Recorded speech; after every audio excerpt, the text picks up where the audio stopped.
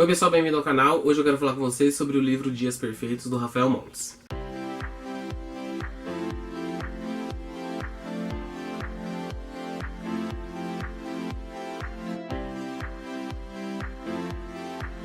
Bom, nesse momento, né, em que eu estou gravando o vídeo, é o único livro do Rafael Montes que eu não havia lido ainda.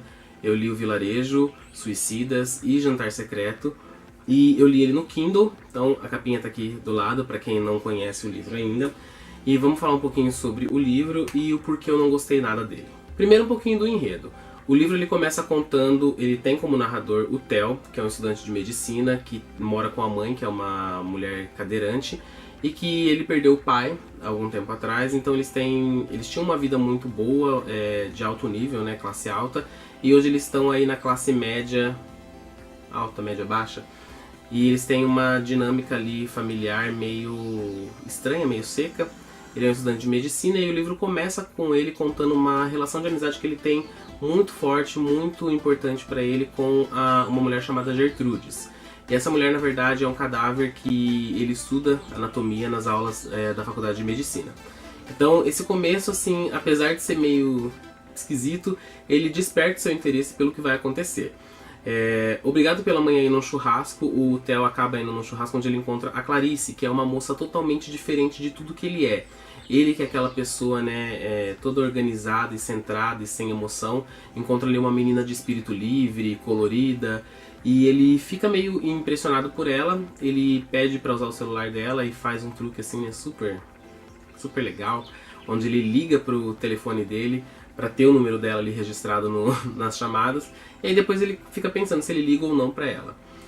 A história vai avançar onde ele vai começar a seguir essa menina e num belo dia, talvez não tão belo para ela tá bêbada numa calçada, ele acaba ajudando, levando ela para casa, e quando ela acorda eles começam a conversar e ela começa a questionar o porquê que ele anda seguindo ela, porque ela percebeu que ele seguia ela, e o porquê que ele pegou o número dela, e ela deixa claro que ela não tem interesse nenhum nele.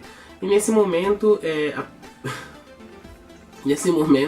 ele resolve atacar ela com um livro, deixar ela desacordada, sangrando, enrolar ela, sequestrar e levar para casa dela. E uma pessoa, né, totalmente deslocada, ele rouba sedativos do hospital, da faculdade onde ele trabalha, para poder manter ela sedada. Ele vai num sex shop e compra várias amarras, mordaças, mastros de mobilização para mantê-la presa ali. E tudo vai, a história vai seguindo, e num dado momento ele vai ter que deixar a casa dele e ele vai para um chalé, numa pousada onde a Clarice costumava ir para escrever, porque ela, apesar de fazer história da arte, ela quer ser roteirista. Então ela vai para lá sempre para escrever. É um chalé mantido e organizado ali por anões. E ele vai pra lá e fica um bom tempo escondido com ela lá nesse chalé onde ela tá presa, sedada, e ele quer muito quer muito que ela desenvolva um amor ali, uma afeição pra ele, e lógico que isso não vai acontecer. Daí pra frente, né, várias coisas vão acontecer, onde várias coisas vão ficar claras. A Clarice é uma personagem que a gente não consegue desenvolver assim uma empatia por ela, mesmo ela estando presa ali, né, refém. O Theo é uma pessoa que a gente espera que seja um sequestrador, uma pessoa metódica e muito assim, sei lá, tipo um Dexter, sabe? Meio sem emoção e manipulador e altamente inteligente. Só que na verdade o livro vai passando e o Theo se mostra uma criança mimada que queria ter um brinquedo e simplesmente pegou esse brinquedo e levou para casa. O livro então vai tendo um desenvolvimento onde a gente vai gostando cada vez menos desses dois personagens. Tem algumas cenas de violência bem gratuitas que não se encaixam ali na história, que é o caso do Breno, que é o namorado da Clarice, e num dado momento do livro ele vai aparecer. E o desfecho do livro é uma coisa assim, foi um dos desfechos mais apressados e preguiçosos que eu já li.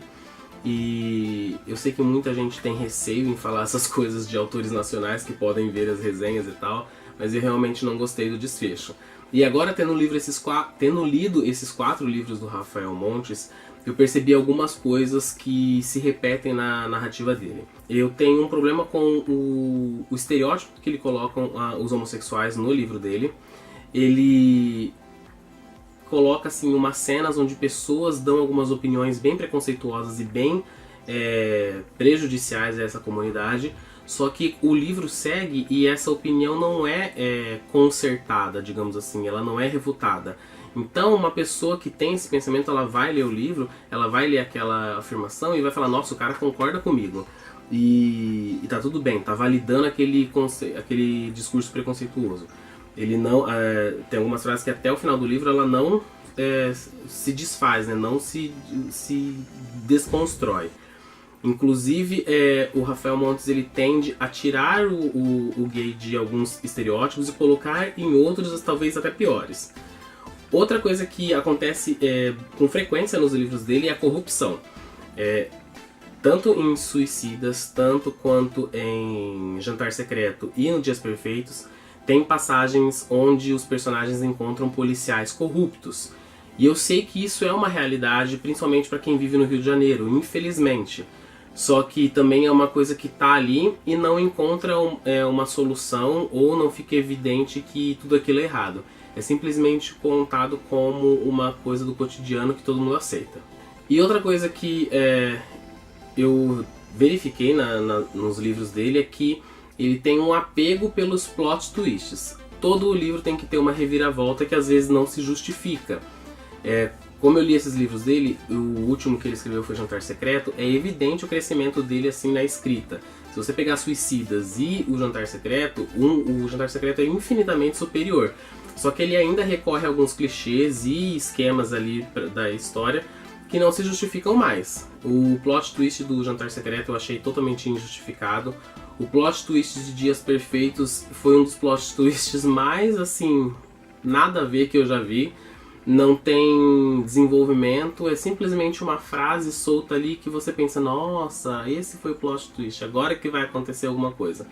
Conversei com algumas pessoas que me alertaram que o Dias Perfeitos se assemelha muito com o livro Colecionador, e não li o Colecionador ainda, então não posso dizer isso, né, com clareza, se bem que o tema se assemelha, né, sequestro de uma pessoa que você quer manter para si. Mas enfim, Dias Perfeitos é um livro que tem uma nota muito alta no Scooby, muitas pessoas falam que é um livro incrível e eu fiquei muito preocupado com a leitura porque eu achei um livro muito inferior a outros que tem por aí.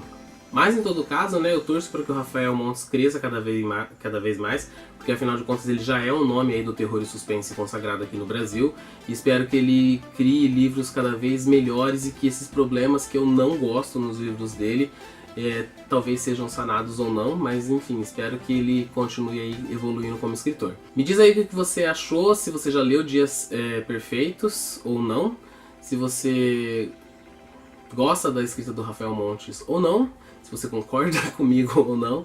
Não se esqueça de se inscrever no canal, deixa aí seu comentário e até a próxima leitura.